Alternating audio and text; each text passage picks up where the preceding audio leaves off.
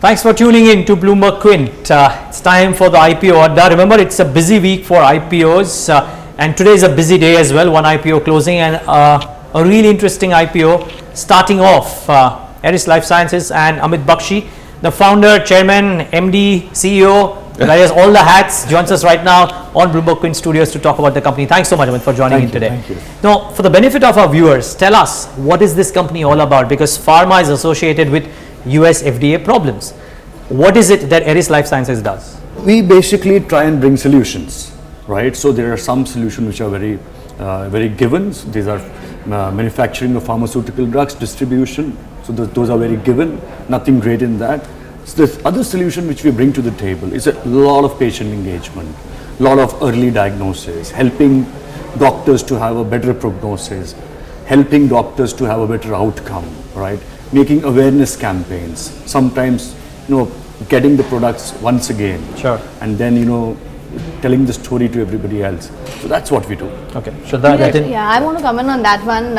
It's true that there's a lot of investor interest in this company, given that it is a pure play domestic player. Having said that, and at the same time, some of the larger pharma companies are facing regulatory scrutiny under the US FDA. Having said that, the Indian pharma market is not devoid of regulatory issues either. So my first question, I just wanted to understand what percentage of your portfolio falls under that NLEM price control?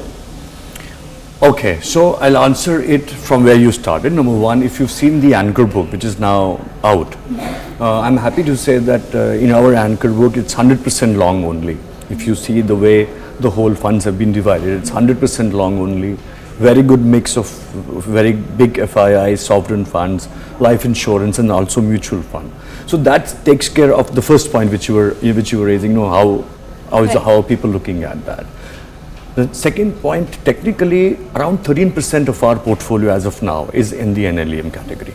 Okay, all right. Okay, so if you talk about of course the regulatory part is there, but for the companies who have taken have become multi-baggers, so called, in the pharmaceutical space, have significant exposure in the export markets, especially the US markets, and you're a domestic player.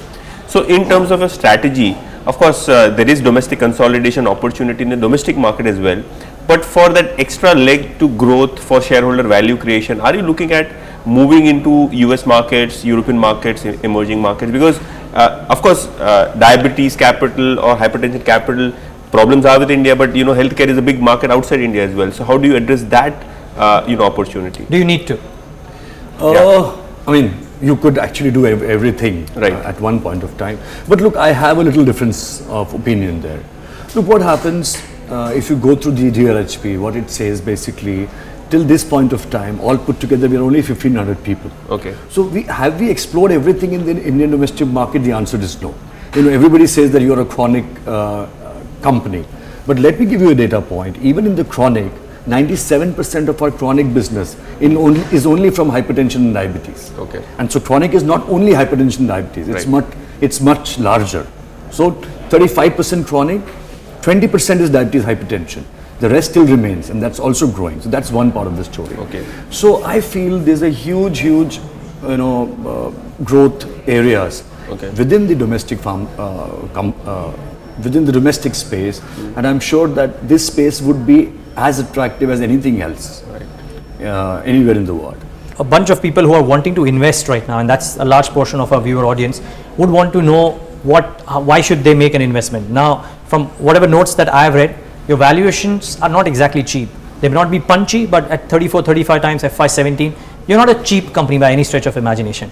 Would growth rates over the next 3 or 4 years compensate for that? I don't want a number, but do you reckon that you can replicate the growth that you've had, as Shraddha was saying, from FY13 to FY17 for the foreseeable future, next 3, 4, 5 years?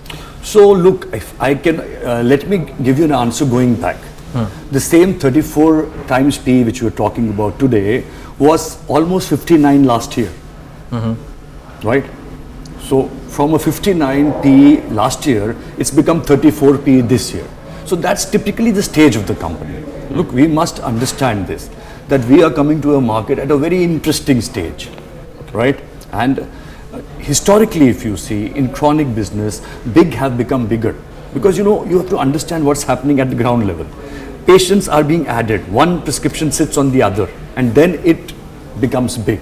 So that's how the nature of the market is. So that's the example which I wanted. Fair. So I assume that, of course, like you said, you cannot really give forward-looking statements, but in line with the kind of growth trajectory that you're expecting to see, I'm assuming EBITDA margins will also.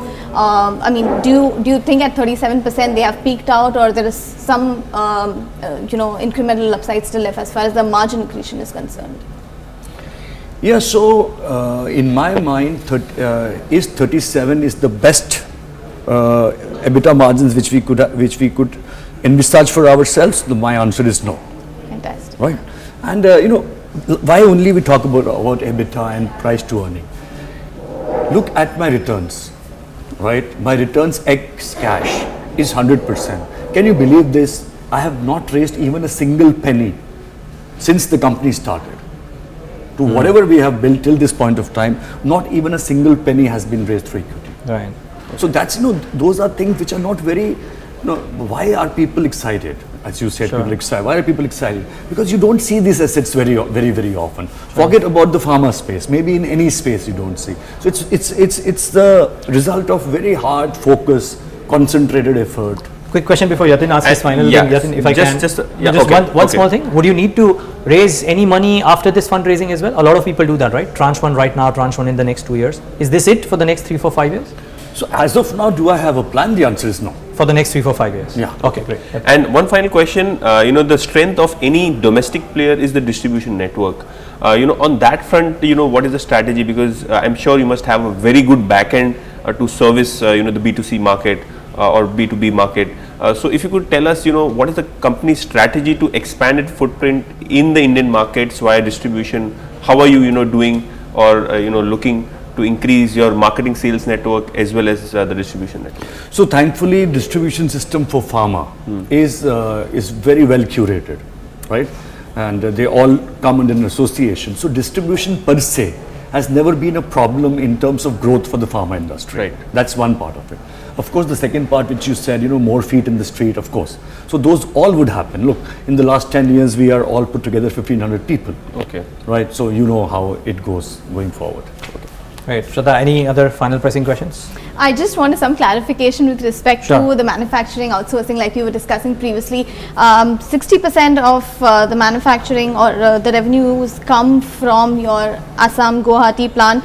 Your manufacturing partner, Sozen Flora Pharma, constituted another 28%, and rest come from third-party manufacturing. So you're significantly dependent on this third-party manufacturing, and that could bring some amount of risk. So if you could just sort of explain to us what kind of a contract you have with these third-party outsourcers, and what is your relationship with Sozen Flora Pharma? Okay, so let me clear this. So there's some little issue here. Technically, for FY17, Guwahati plant of ours produced around 57% of our total sales. Right? You have to understand that this plant had been it had come up just 2 years back. So we are still shifting. If I can stick my neck out and say what has been the last quarter contribution from Guwahati, our own plant, is risen to around 80%. So that's the run rate which we are hitting, right? So I presume that this would remain as it is, and the rest of the portion would be outsourced, and that is outsourced because of different lines and different products. So that's how we are placed at the manufacturing side. Now regarding Guwahati plant, look, even today when we are running 80% at the run rate, our capacity utilization is just 30% odd. Okay. So that's the headroom which we have. Big headroom. Yeah, big headroom for that. Great. And hopefully good headroom for investors to come in and make money from over the next 3, 4, 5 years as well, and more maybe. Amit, have a great next few years. Have a great listing as well. Hopefully we'll be there to cover it as well. And thanks so much for joining us on IPO Adda. Thank you so much for having me here. Thank you. Thank you. Thank you. And viewers, thanks for tuning in.